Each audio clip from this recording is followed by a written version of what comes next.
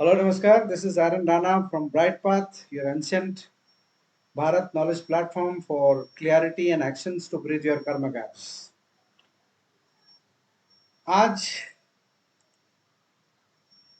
गुरु पूर्णिमा के पावन अवसर पर हम अपनी जड़ों के करीब एक महत्वपूर्ण विषय पर चर्चा करते हैं।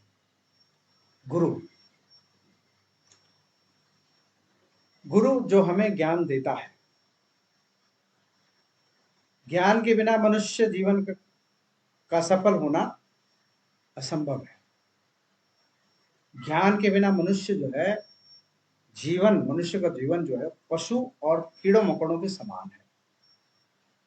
जन्म मृत्यु खाना पीना और मैथुन की क्रिया सभी जीवों में समान है। सिर्फ ज्ञान ही हमें मनुष्य बनाता है।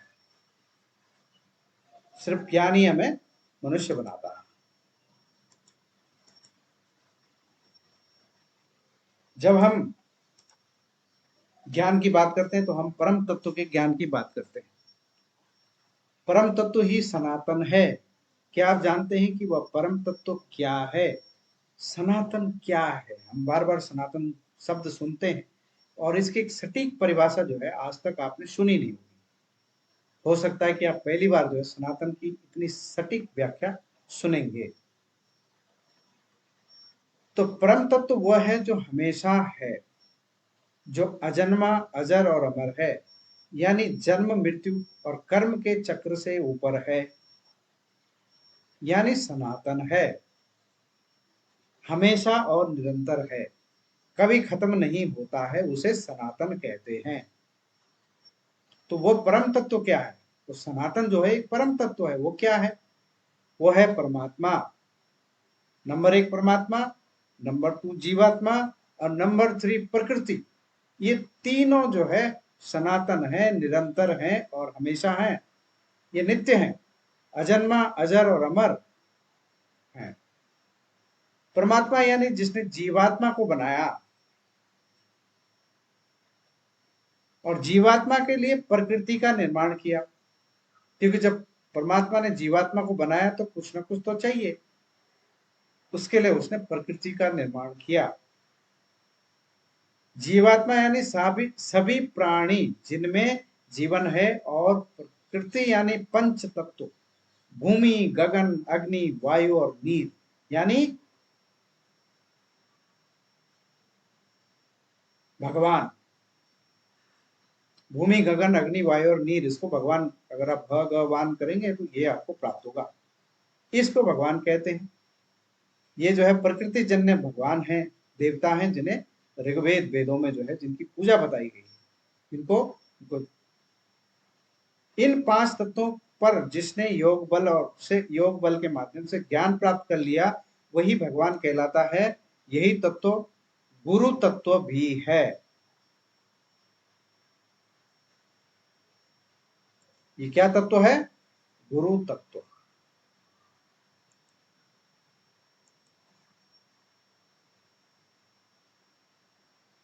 तो हमारा जो ये ओरिजिन है गुरु तत्व का, ये कई सारा जो है इसकी बहुत एंशिएंट बिगिनिंग है।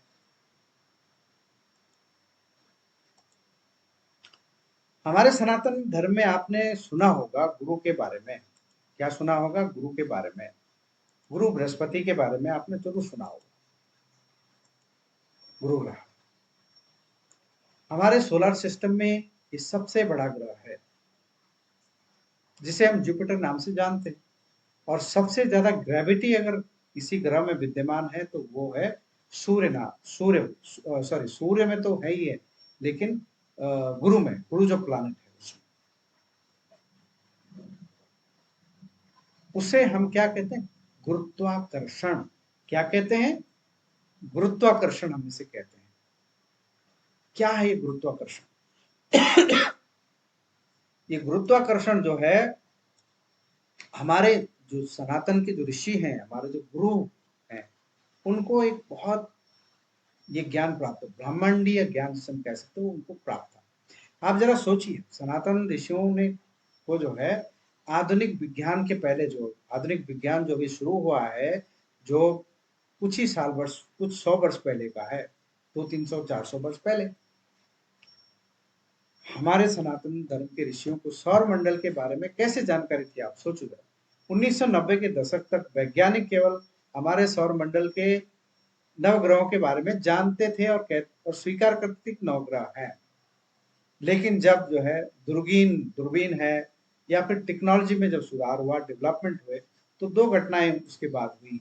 वैज्ञानिकों ने जो है हमारे सोलर सिस्टम के बाहर भी बड़े बड़े प्लैनेट्स को खोजा, और गुरु बृहस्पति जैसे, मतलब बृहस्पति यानी जुपिटर से बड़े बड़े प्लैनेट भी उन्होंने खोजे, जहां पर जो है कुछ तो चट्टाने चट्टाने वाले ग्रह थे, चट्टान जहां चट्टाने थी, कुछ ऐसे थे जहां पृथ्वी के समान या पृथ्वी के आकार के भी ग्रह उन्होंने ढूंढे। लेकिन हमारे सनातन में जो है वामन पुराण है, जिसमें 14वें श्लोक में, 14वें अध्याय के पहले श्लोक में लिखा है ये मंत्र या ये प्रार्थना, ब्रह्मा मुरारी प्रांतकारी भानुशशि भूमसुतो बुद्धस्यम गुरुशम शुक्र संराव केतु सर्वे ग्रह सुप्रभातम भवन्तु। इसका मतलब क्या है? भगवान ब्रह्मा, मुरारी यानी विष्णु, त्रिपांतकारी यानी शिव, ग्रह सूर्य, शशि मने चंद्रमा, भानु मने सूर्य, शशि मने चंद्रमा, भूमि सुत मने मंगल, बुद्ध मने बुद्ध, गुरु मने बृहस्पति, शुक्र मने शुक्र, वीनस, शनि मने शनि, सैटर्न, राहु केतु सब मिलकर मेरी सुबह को शुभ बनाए। ये प्रार्थना है। अभी कहाँ से आई? ये ज्ञान आया कहाँ से? ये नवग्रह का ज्ञान कहाँ से आया?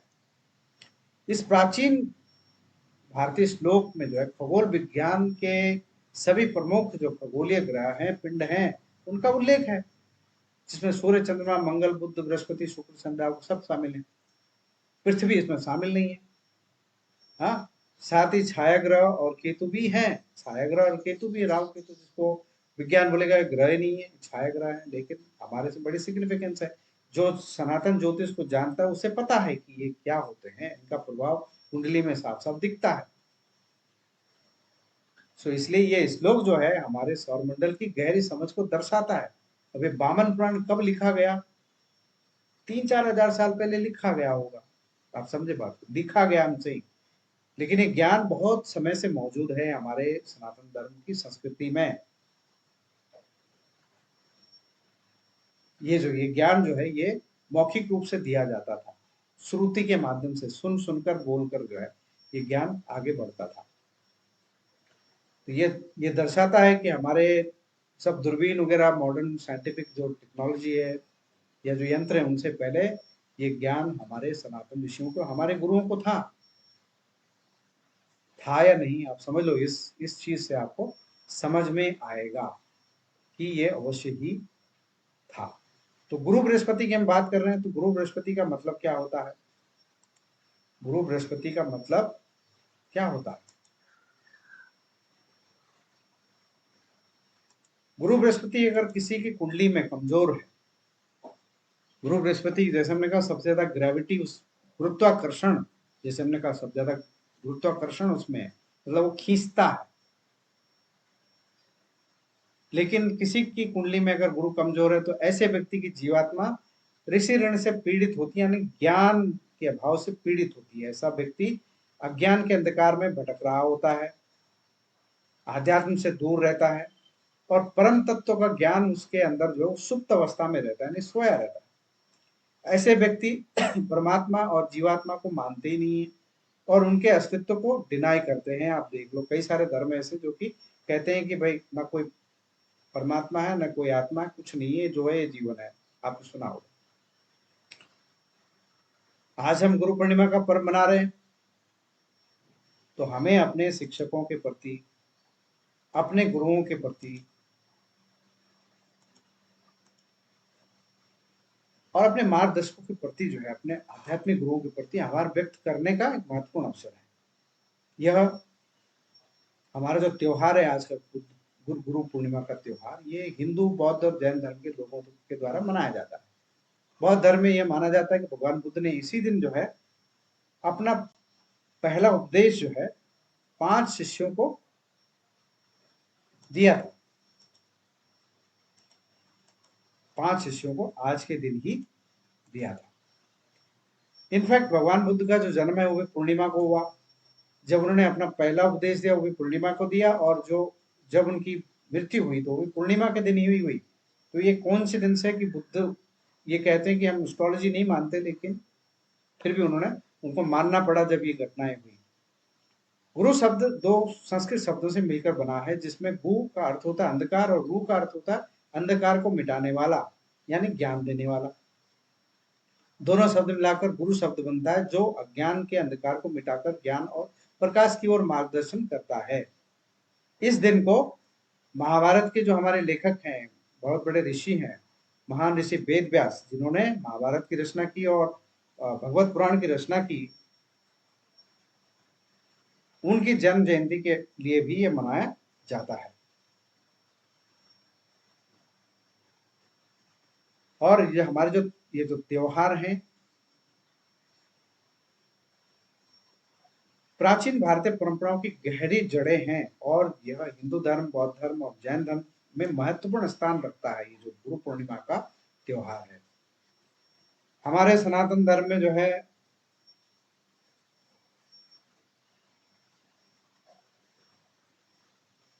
जीवन के 4 उद्देश्य हैं: धर्म, अर्थ, काम और मोक्ष।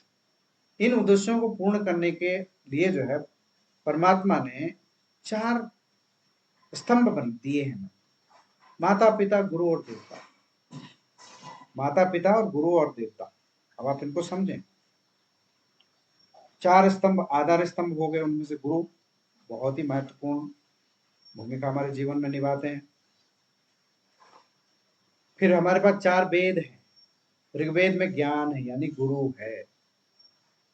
यजुर्वेद में कर्म है, यानी पिता है। सामवेद में उपासना है, यानी माता। और यथर्ववेद में विज्ञान है, यानी देवता।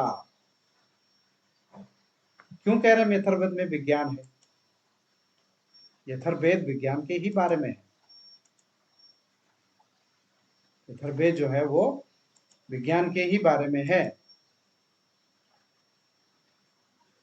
अगर परमात्मा ने, अगर हम मनुष्य जब जन्म लेते हैं तो हमें ज्ञान की आवश्यकता होती है। अपने आप तो ज्ञान मिलता नहीं है, किसी न किसी के द्वारा हमें, माता पिता, फिर हम स्कूल जाते तो हमें ज्ञान प्राप्त होता है। जो भी ज्ञान आज संसार में है, हमने ये ज्ञान लिया है।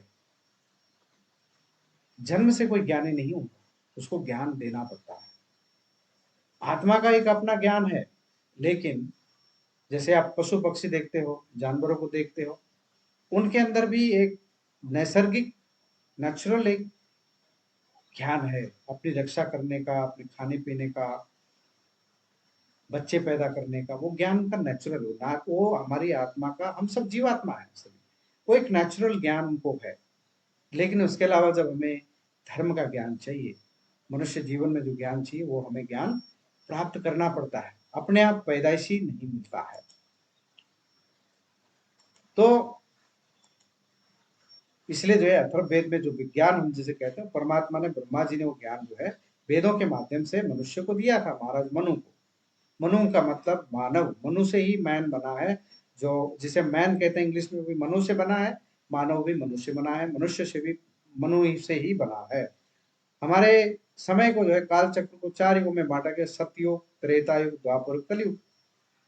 तो 4 की महत्वता देखिए। 4 पड़ाव हैं जीवन में: 25, 50, 75 और 100। मतलब ब्रह्मचर्य 25 तक, 50 तक गृहस्थ आश्रम, 75, 50 से 75 आपका जो है वानप्रस्थ आश्रम, यानी ज्ञान प्राप्त करना, और उसके बाद जो है संन्यास आश्रम। 75 के बाद जो है सन्यासी होना चाहिए। तो आप समझ सकते हो कि हमारे सनातन धर्म में क्या क्या है, कितना इंपॉर्टेंट है हमारे गुरु, कितनी इंपॉर्टेंट भूमिका जो है निभाते हैं। आदि शंकराचार्य ने कहा, गुरु और ब्रह्मा, गुरु विष्णु, गुरुदेव महेश्वरा, गुरु साक्षात परब्रह्मा तस्मै श्री गुरुवे नमः। गुरु ही ब्रह्मा है, गुरु ही विष्णु है, गुरु ही शिव है, गुरु ही साक्षात परब्रह्म परमात्मा है। मैं उस गुरु को प्रणाम करता हूँ, क्योंकि ज्ञान जो हमें मिला है वो परमात्मा से ही मिला है। हर आत्मा को जो ज्ञान प्राप्त है वो परमात्मा से ही मिला है। गौतम बुद्ध ने कहा, मनुष्य को पहले अपने मार्ग पर चलना चाहिए और तब जो है दूसरों को शिक्षा देनी चाहिए। एक दूसरे कार्ल कार्ल मैनिंजर है, पश्चिम पाश्चात्य देश के जो है वो जाने माने थिंकर हैं। उनका कहना है शिक्षक क्या सिखाता है उससे कहीं ज्यादा महत्वपूर्ण है गुरु तत्व क्या है ये जानना। इसलिए जो है गुरु बहुत ही इंपॉर्टेंट रोल हमारे जीवन में अदा करते हैं। रामकृष्ण परमहंस, विवेकानंद जी, साईं बाबा, दलाई लामा, सत्य साईं बाबा, तमाम तरह के गुरु जो है हमारे जीवन में हैं। तो इस पावन अवसर पर हम अपने सभी गुरुओं को जो है त्वमेव माता च पिता त्वमेव त्वमेव बंधु संस्कार त्वमेव त्वमेव विद्याधरणं त्वमेव त्वमेव सर्वं मदेव देव। हम इस गुरु पूर्णिमा के अवसर पर अपने सभी गुरुओं के प्रति हमें आभार व्यक्त करना चाहिए कि उनके बिना जो है ये संभव नहीं हो सकता, ज्ञान मिलना संभव नहीं हो सकता। हमें आभार व्यक्त करना चाहिए कि हम उनके दिखाए मार्ग पर प्रकाश की ओर अग्रसर हों। बृहदारण्यक उपनिषद में जो है एक मंत्र आता है, ओम असतो मा सद्गमय तमसो मा ज्योतिर्गमय मृत्योर्माम अमृतगमय ओम शांति शांति शांति। मतलब हे प्रभु मुझे असत्य से सत्य की ओर ले चलें, मेरे भीतर के अंधकार और अज्ञान को दूर कर मुझे प्रकाश की ओर ले चले, मुझे अच्छे कर्म करने में सक्षम कर मृत्यु से अमरता यानी मोक्ष की ओर ले चले।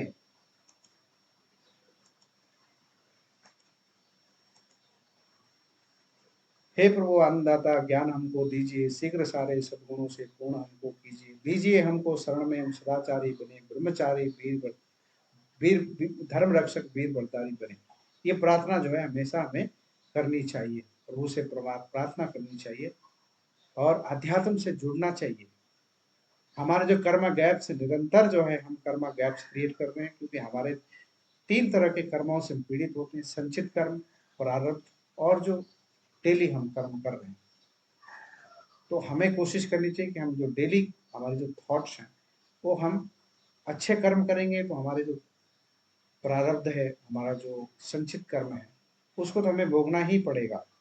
और उसी वजह से हम जहाँ भी हैं, जिस भी मुकाम पर जहाँ भी पैदा हुए, जो कुछ हमें मिला जन्म के समय वो संचित कर्मों की वजह से मिला।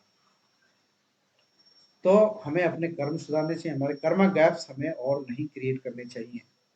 इसलिए जो कार्यक्रम मेरा रहता है actions clarity and actions to bridge your karma gaps पर जो है मैं सनातन वैदिक धर्म पर जो है काफी रिसर्च कर रहा हूँ और ज्ञान को जो है हमारे